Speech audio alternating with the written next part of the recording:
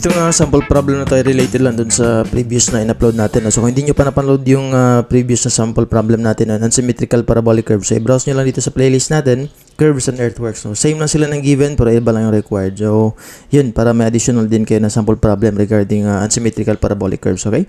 So basahin lang natin yung sample problem natin. So we have an unsymmetrical parabolic curve, mayroong forward and backward tangent as given, negative 8% and 5%. Tapos the length of the curve on the left and right side is 40 meters and 60 meters.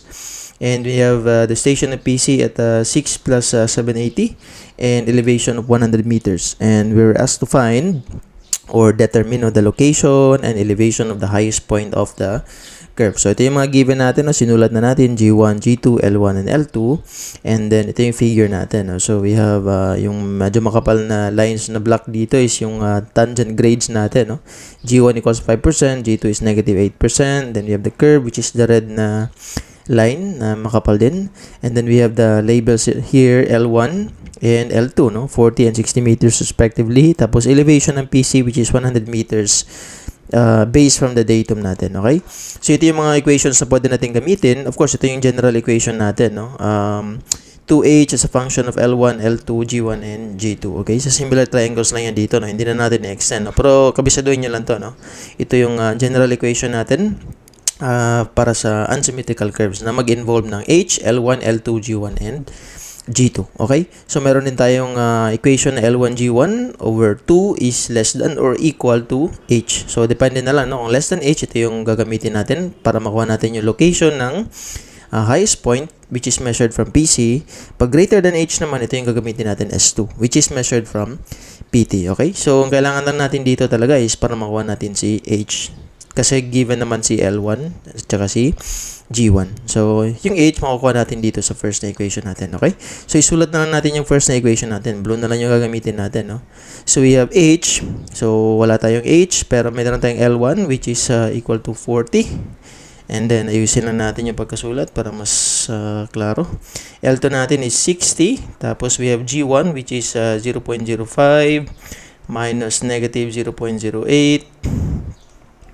And divided by L1 which is 40 plus 60. Tapos dito tayo sa calculator natin, sulat na muna natin yung H. Therefore, we will have H is equivalent to calculator. Gamitin natin is fraction. So that's 2 alpha x divided by 40. Tapos alpha equals, that's another fraction. You have 60 times 0.05 plus 0.08. Plus na natin diretso, kasi minus na din naman. 40 plus 60, that's 1.56.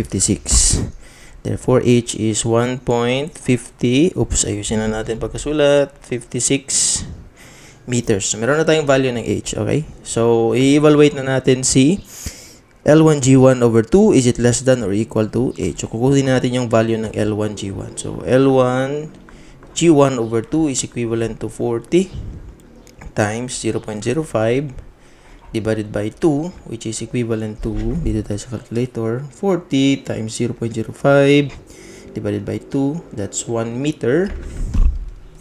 So, usog lang natin konti, that's 1 meter which is less than 1.56 meters. Therefore, ang gagamitin natin is si S1. Ito yung gagamitin natin na equation para makuha natin sa location ng highest point. Okay? So, S1, dito tayo sa baba. S1 is just equivalent to G1 L1 squared divided by 2H. So, that's 0.05 times L1 which is 40 meters squared divided by 2 times 1.56 meters. Magkakancel dito si squared, tapos mawawala din yung meter sa baba. So, meter na lang yung matitira. So, S1 is equivalent to, dito tayo sa calculator natin, 0.05 times 40 squared divided by 2 times 1.56. That's equivalent to 25.64 meters. Yan. So, yun na yung S1 natin.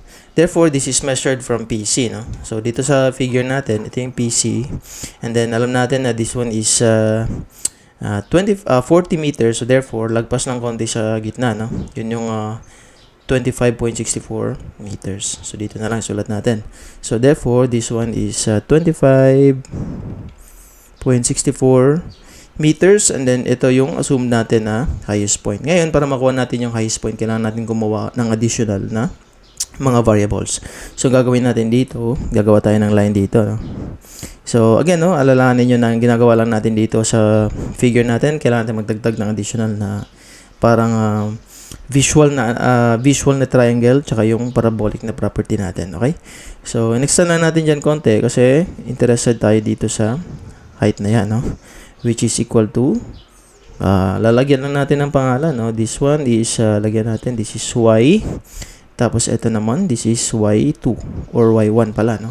y1. Interested tayong makuha, syempre, yung elevation ng highest point natin, which is just equivalent dito sa lagyan natin ng block, no? So, from this line to our datum, ito yung elevation ng highest point. So, lagyan natin elevation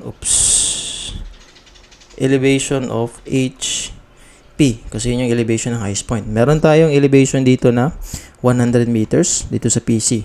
So, ang gagawin natin dito, elevation highest point is just equivalent to dito tayo, or saan ba medyo mas makita yung figure natin. Parang gagawin natin, meron tayong line, i-extend natin yung dito, no? Yung line na to. Or, ito na nga, no? Extend natin yan dito. Oops, mali, no? Dapat lakihan natin para mas maklaro, no? Yan, ito na lang, no? So, this is 100 meters, no? Equivalent siya dito. Lakihan na lang natin to para, ano. So, this is 100 meters. Tapos, aakyat ka ngayon ng Y. So, makukuha mo ngayon yung elevation dito, no? Sa part na to. Tapos, magbabawas ka ngayon ng Y1. Tapos, makukuha mo na si elevation highest point. Nakuha nyo ba? So, ibalik lang natin, no?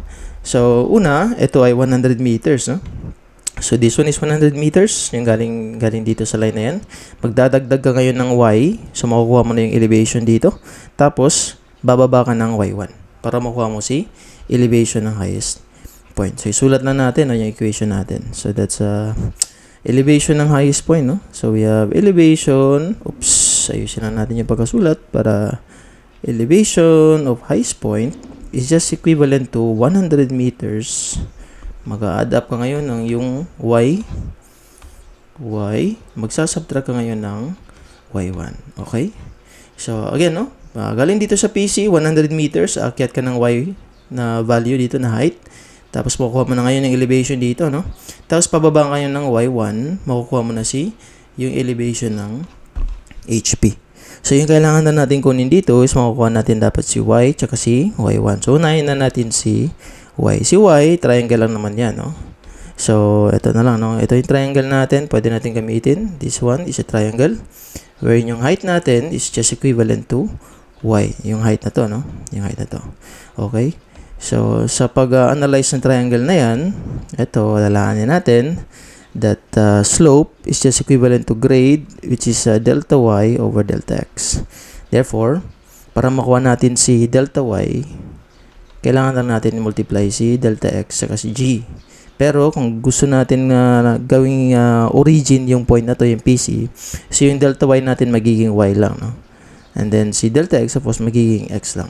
G, X. So, therefore, yung Y natin is just equivalent to 0.05 times yung X nga. Yung value ng X is hanggang dito, no? Same lang yan. Yung X na yan, same lang dito sa value na yan. So, that's 25.64 meters. Therefore, Y is equivalent to, take note lang natin, no? So, 25.64 times 0.05. That's 1.282. Or 1.3 na lang, no? 1.3 meters. Okay? So, box lang natin para ma-separate siya dun sa mga values na nakapaligid. So, meron na tayong Y. Si Y1 naman ngayon, gagawin natin is parabolic property lang. Dito na lang natin isulat sa kabila. So, blue na lang yung gagamitin natin, no? So, partner si Y1, tsaka si 25.64. Tapos si H naman, tsaka si 40. Okay? So, parabolic property. So, we have Y1 divided by 25.64 squared. Yan. Is equivalent to H divided by 40 squared. Tapos sa baba, you have Y1 kasi yun yung hinahanap natin. Ang h natin kanina is 1.56 times 25.64 squared kasi lipat natin sa kabila. And then we have 40 squared. So, y1 is just equivalent to, let's calculate ulit tayo. That's 1.56 times 25.64 squared divided by 40 squared. That's 0.64. Okay? So, yeah, saan ba yan? 0.64 meters. So, dito na tayo ulit sa baba. No? So, elevation HP natin is 100 meters plus y, which is, ano ba yan? 1.3 meters. 1.3 meters minus y1, which is 0.64 meters. Therefore, elevation ng HP or highest point, that's 100 plus 1.3 minus 0.64. That's 100.66 meters.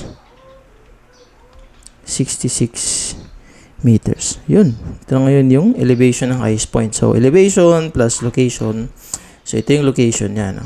I-box lang natin. 25.64 meters from PC. So, yun yung location ng highest point. Tapos, ito naman yung elevation ng highest point. Okay? So, yun lang, no? Yun lang yung analysis dito sa sample problem na to. Or madalas naman ganun lang yung analysis pag highest point, location, and elevation of highest point yung hinahanap pag unsymmetrical na curves. Okay? So, I think yun na yun, no? Para sa sample problem na to. And see you ulit sa mga sample problems natin, ng mga next na mga uploads natin. And again, thank you for watching.